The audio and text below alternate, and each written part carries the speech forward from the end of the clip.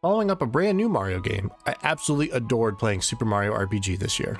I had always known about this game as that one weird SNES Mario game that has turn-based combat and thinking how wild that was, especially considering Square, now Square Enix, was the one who developed this game.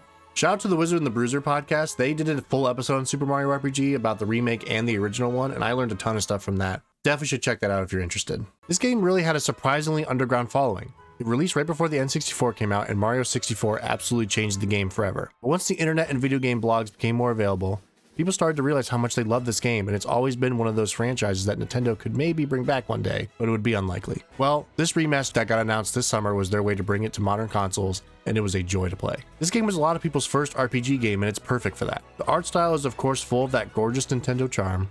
It also kept the same active input combat that inspired tons of future RPGs, including one we will see later on this list. It's not just menu simulator where you have to choose between attack, item, or magic. Each character and each of those characters' attacks have a timing mechanic where if you can press A at the perfect time, you'll do extra damage. Defending works the same way. All enemy attacks that can be blocked have a window where if you time when you press A, you can take less or even no damage from the attack. It doesn't sound like much in practice, you're just pressing literally one extra button, but it's hard to describe how much more engaging that makes combat. There's so much optimizing you can do by mastering that timing, and it can make an already forgiving game in terms of difficulty a breeze, but in a way that makes it feel like it's because of how good you are versus the game just being easy. The story is exactly what you would expect in a Mario RPG.